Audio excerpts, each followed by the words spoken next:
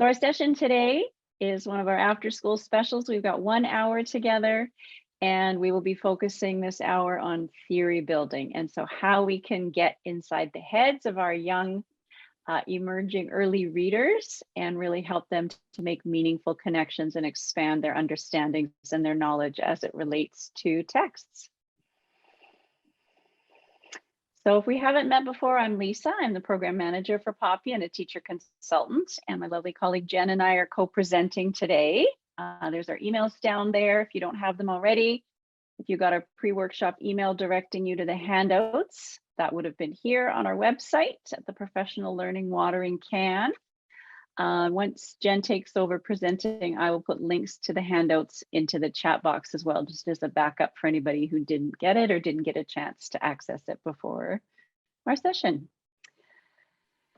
And so our goals and objectives for this hour with you is really looking into focus on reading comprehension and how it's more than just simply understanding text, but it's about students being able to build theories in their mind and that they become active participants. And so there's this really active dynamic relationship between the student and the text. So they're tapping into prior knowledge and what they already know and have experienced and understand and making new meaning. So we will do that by sharing a collection of evidence-based strategies and activities for you to consider. So definitely, as always, with anything, you know, take what resonates. Something wouldn't be a good fit for you or your students, for sure, just leave it to the side. But we like to have a nice variety of offerings when we do these workshops, knowing that the range from K to 3 can be quite varied and quite a vast range. And we love this quote. So the heart of the reading act is going beyond the wisdom of the author to discover one's own. So very lovely. So getting our kids to discover their own wisdom by being supported with us, guiding them through those experiences with texts. And theory building, I know when I was doing my education degree at UBC and in my early days teaching, it wasn't really a common popular phrase that we talked about. And again, it's one of those ones that maybe sounds a little bit intimidating, but you could tell your kiddos when you're doing it, they could go home and say, yeah, we worked on theory building today. And that'll probably maybe wow their parents and maybe open up a really nice discussion on the ride home or over the dinner table. So the whole reason of why we want to promote it and what the benefits of it are, we'll have a look here at this next slide. So we're trying to set up our students and put this into practice in the routines, in our literacy block, and make it a practice and a habit for our students. So to model and explicitly demonstrate for them that when we read, readers ask themselves, what do I already know about this topic? How does my background knowledge interact with new knowledge to form new understandings? How does this text transform my thinking? And simply, what new theories are building in my mind?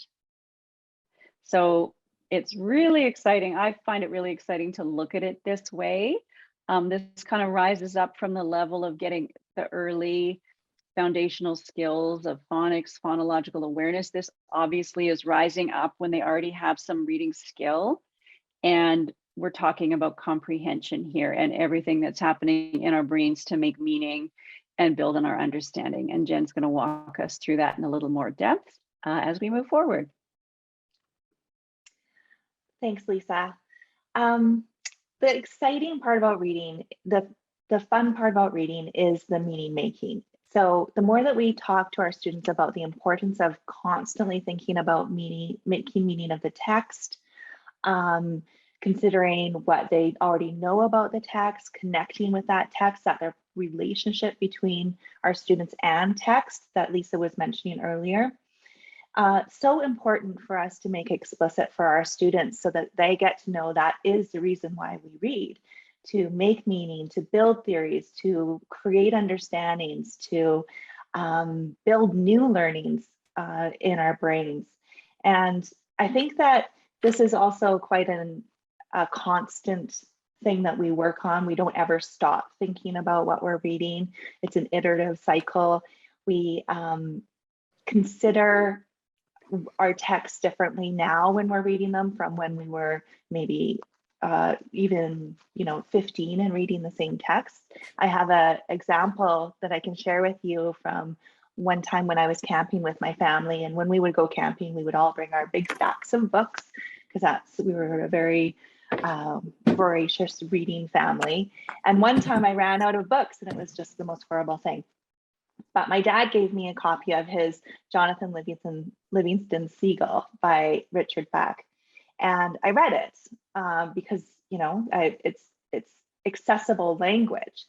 I thought it was about a seagull who liked to fly, and I didn't really understand the deep meaning of the text, all the symbolism in it, all of the philosophy that was shared through the text. And I just handed it back to him and said, oh, okay, well, good story about a seagull.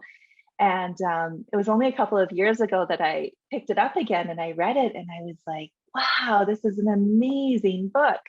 And my understanding of it was so much, obviously deeper from when I was, 15 or however old I was.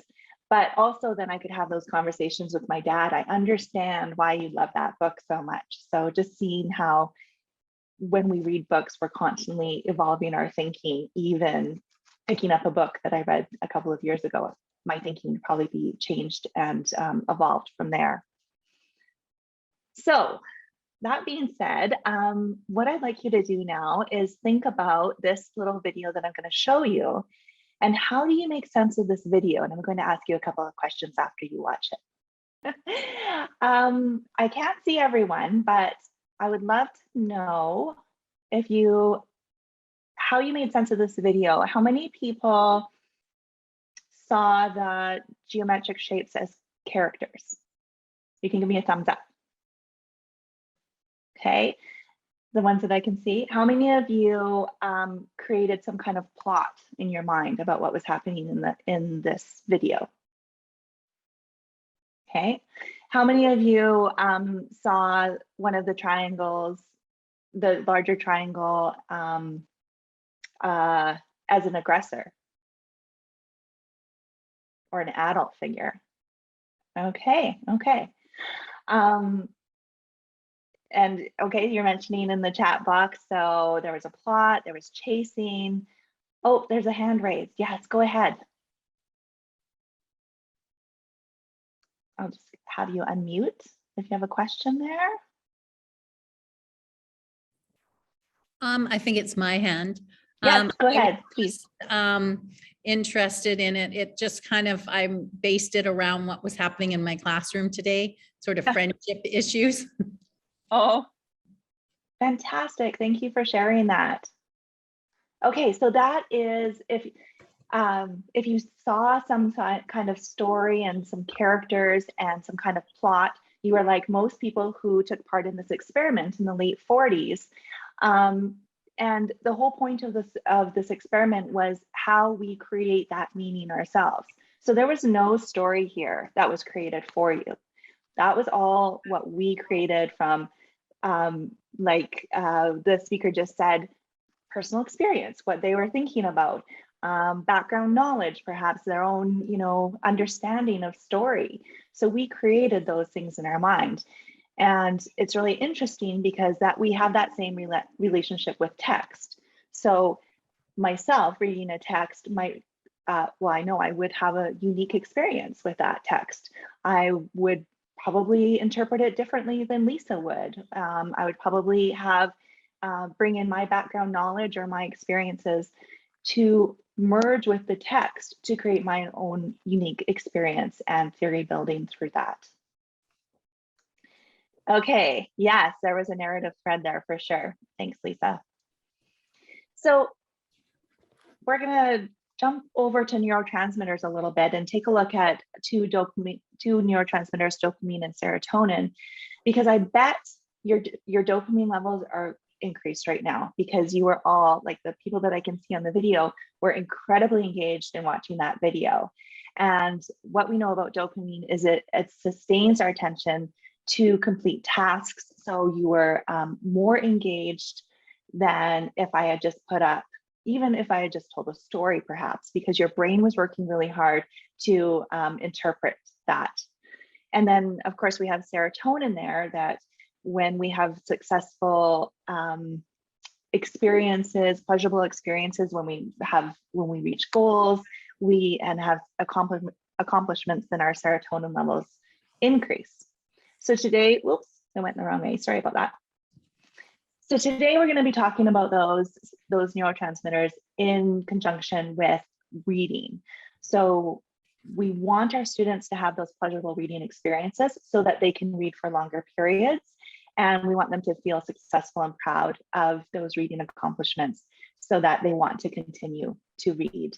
Now, we're going to do that today in a very practical way by looking at some pre-reading lesson ideas that will engage our students, hopefully, that have engaged students that I've worked with in the past, and allowed them to really go into that space of theory building and connection with text. So today's super practical. We're going to go through a bunch of lessons so you can enjoy. Okay, this is the how. See you tomorrow. Okay, here's the how. How do we set up these opportunities in our classrooms? Very easy with very little prep. That's what I have to say. This is super easy to do. So the first one that I'm going to share with you is engaging through fiction book pictures. And I'm going to have you take a look at the 3 pictures that are on the screen right now. They're from one book. They're random pictures, so they're not in any order. But I'd like you to think, so they're taken throughout the text, throughout the book. What order do you think that you might expect to see them appear in the book that we're about to read? So they're labeled 1, 2, 3. I'm going to give you 1 minute on the timer. And if you could put the order that you think they're going to appear into the chat box.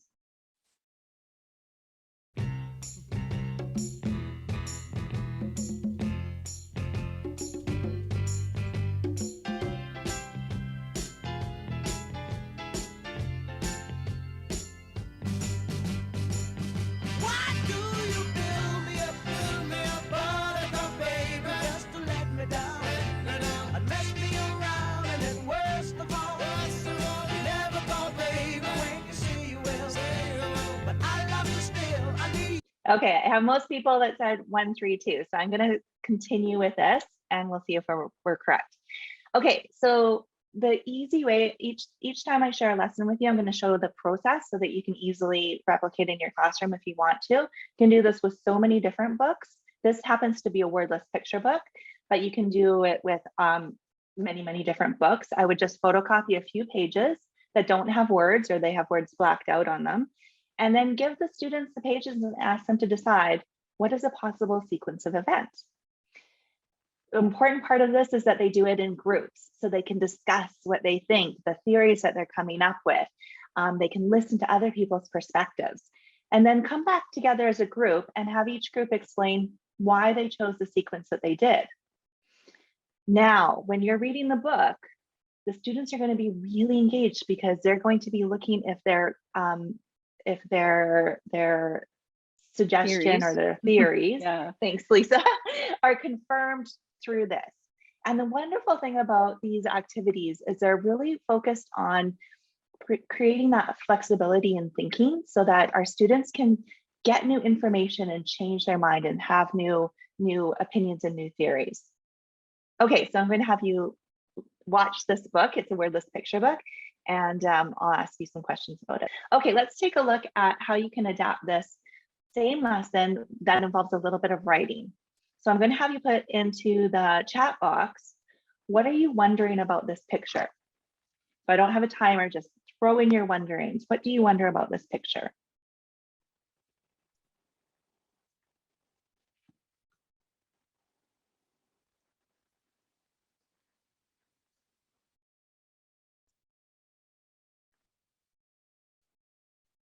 Okay, so we're wondering, is this scientific or fiction?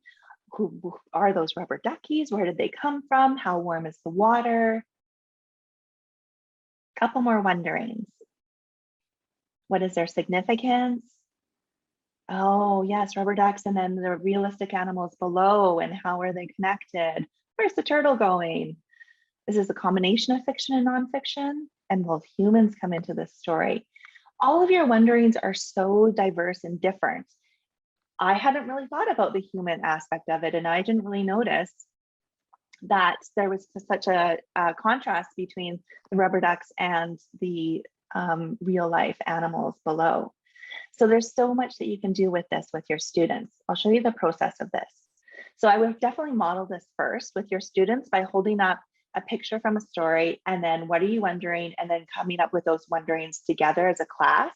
And then I would put your students into groups and photocopy one page per group, so the members can write down all of their wonderings. Now, this is again important because you want students to hear other people's wonderings that spark interest and different possibilities in their own wonderings. Then you want to have them share one wondering to share with the rest of the class. So this is bringing in that aspect of critical analysis and collaboration on choosing one to share. Now, this is the cool part that I've done in the past, is that I've put a different picture page with each of the groups, so that as the group is sharing their one wondering with their picture, the rest of the class is now getting a deeper, more profound sense of what the story might be about, because they're seeing multiple pictures and multiple wonderings. This is what Leighton Schneller talks about as a low floor, high ceiling activity, because everyone has a wondering. Everyone can wonder something. I also, whether it's like very literal or very philosophical, I also use the purposeful language of wondering rather than question, because students can say, I don't have a question, but everyone has to have a wondering. Okay, so let's take a look at this book. We're just going to listen or watch the first 3 minutes of it. Okay, so we can also engage our students through nonfiction picture books. So the process that I use for this one often is definitely modeling this first with my class, looking at a photo from a nonfiction book and making a T-chart on the board, with one side saying, what do you see? And then the other side saying, what does this make you wonder? So it gives them the idea that they can notice different things that they are seeing that are factual, and then thinking about those, because that's the important part.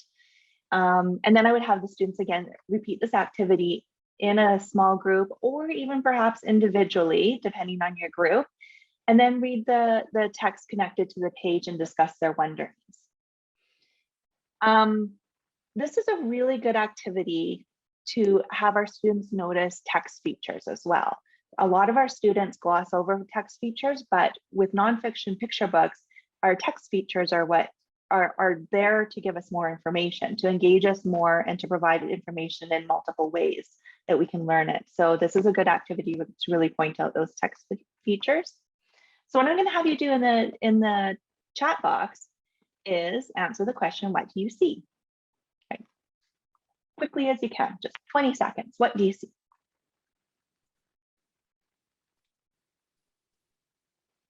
We see noses, lots of animal noses, a dog, cat noses, dog noses, pets in their noses. Awesome. Excellent. Okay, now I'm going to ask you, what does this make you wonder? Now write that into the chat box. So all of these noses, what are they made? What's coming up for you? What are you wondering?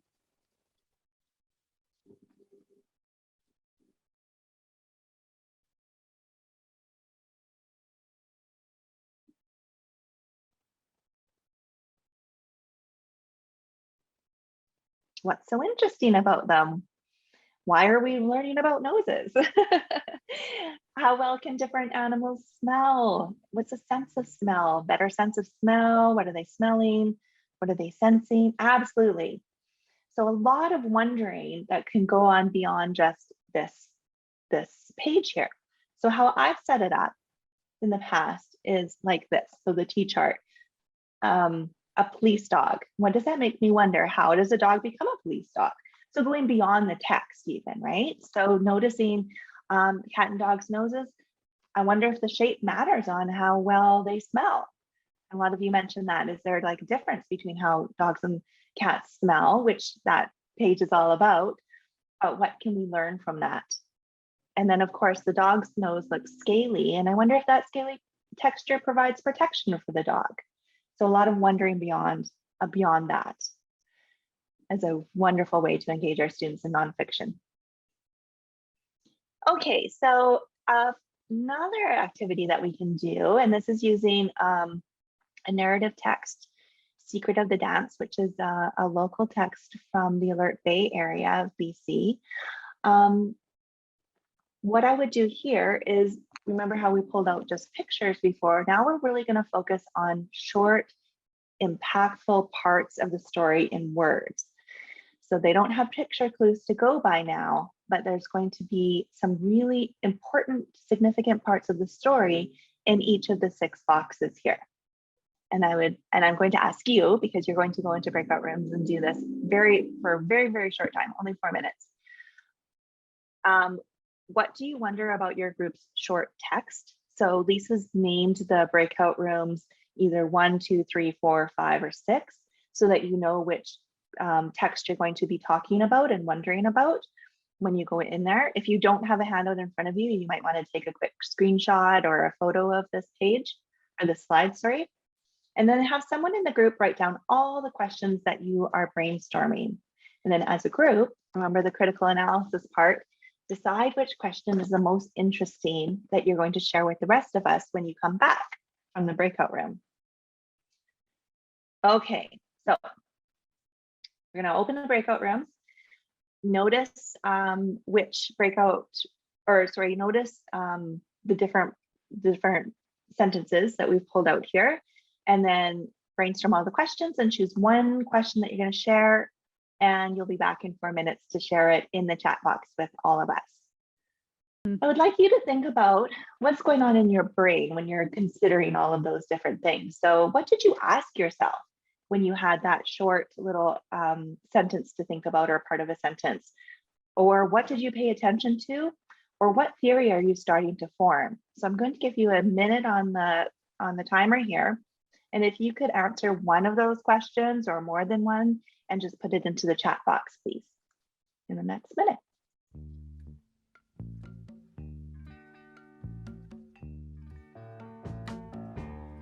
I can see clearly now, the rain is gone. I can see all obstacles in my way. Gone are the dark clouds that had me blind. It's gonna be a bright, bright, bright, sunshiny day. It's gonna be a bright, bright, sunshiny day. I think I can make it now, the pain is gone. All of the bad feelings have disappeared. Okay, thank you so much. Your wonderings that you wrote into the chat box are wonderful and very specific and thoughtful. And I appreciate that. And I invite you to go through the other group's wonderings and probably start to get a more robust picture of what this story might be about. And then as I asked that question about looking at ourselves as readers, so looking for specifics, paying attention to the implications behind the statements. Absolutely. Lisa mentioned that she was trying to look at all 6 sentences together and look at a possible plot for that. And it's really helpful to prime her thinking about the connection if she hasn't read the book. Okay, excellent. Okay, just noticing that you're paying attention to the mood that the sentence was creating. That's great, thank you. And confirming and wanting to know more. Absolutely, thank you, Christine. Starting from the perspective that the family must have been oppressed in some way by the government. So these are really good questions that you can ask your students too. So after going through an activity like that, ask your students, what did you pay attention to? What are you starting to think about when you consider this story? What did you ask yourself? So they get to know, they're modeled that this is part of reading, that, you know, part of reading is looking at a cover of a book and asking yourself these questions, or looking at the back of the book that gives a summary and asking yourself these questions. We do that naturally as readers. So starting to model that for our students is really important, so they get to know that that is part of reading. Okay, so we're going to listen to the book now. This is a little bit of a longer book, but it's powerful, and I know you're going to enjoy it. How many of you got that little fluttery feeling in your stomach when you came across the sentence or the part of the sentence that that you were wondering about with your breakout group? Do you get that, like, that sense of like, oh, I finally understand a little bit more, I get the context of it? So that is hopefully how our students would feel as well, in the way that they're building that theory and connecting themselves to that powerful story. Okay, so some of the ways that we can really work to create that dialogic classroom, where we think together, where we listen to each other's perspectives, where we have conversations that build on each other's ideas. This really is the way that we can empower our students to have a voice, to share opinions, to share their thinking with others. And this can be as simple as opening up the space and inviting our students to take that risk, to go into that space and to voice their opinions, and think about other people's thinking. So this is really an important part of a dialogic classroom, is promoting that space of flexible thinking, where it is okay to change their understanding, and it is okay to change their opinion and listen deeply to others, and create that collective thinking within the classroom. Pass it over to you. I love that, Jen. I really like that thinking about, it's the importance of modeling, and like you said, making the space, the time and opportunity, but also guiding the conversations that show just how, you know, we can all look at those sentences and come up with vastly different ideas of what it might mean in context of the story based on our own experience and how all our brains are different. And so I think the balance of understanding and different perspectives, and that we can be respectful and understand each other, and with enough practice in this being a routine, just to see how different we are, and that that's something to be celebrated, and that we each bring different gifts and perspectives, you know, rather than a lot of what you can see online these days, where sort of people seem to be combative, and you know, people can be entrenched in their ideas about hot button things. So it's sort of nice to think about laying the groundwork for respectful understanding and appreciating different ideas and perspectives, and using text as a way to do that. Yeah, so thank you. So Debbie Miller, fabulous educator and author. When we begin to pay attention to what is going on inside our heads as we read, we are amazed at what we can learn from ourselves as readers. So really looking at our books as the gateway to untapping our own wisdom, just like we started with at the beginning. Yeah. So when we look at some of the strategies or sentence stems or frames that we can share with our students, depending on their abilities and where they're at, looking at the ways to have the argument or the discussion, you think also kind of a debate model, some strategies that our students can use to have these conversations in thoughtful and respectful ways, and how we can back up our ideas and our opinions with evidence and reason, and build scenarios. So I think this because of this. In the story, it says this. If this, then that. So we talk about cause and effect and consequences. And then imagining what ifs again. So a little creative thinking.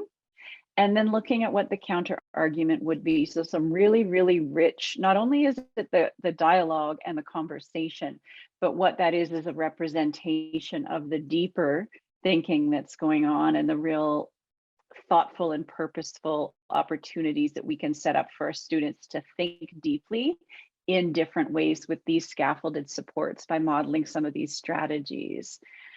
So, and that whole opportunity for collaboration and the importance of relationships in our learning. So our relationship to our peers, as well as to the text and to the one within ourselves and our ideas. So that's a beautiful way to wrap things up. Yeah. The studies on early learning and children's well-being, curiosity strongly linked to emergent literacy and mental flexibility, which is so important and what we want to see with our students and how our core competencies support them as well. Awesome. So if you're looking for any of the books or articles that we used to pull together the slides today in the presentation, here they are, as well as linked to the video that Jen showed at the beginning with the lines with the little geometric figures chasing each other around, where we turned it all into a story. So that's there for you as well. And then our contact info if you want to get in touch if you have any questions, or if you try something with your students. We'd love to hear how it went or see pictures. If you're trying some different books, have some book recommendations for us that this works well with. Thank you so much for taking time after a busy day in mid-May to be here with us, and we'll leave you with a short, cute little video. But yeah, thank you again. Keep in touch.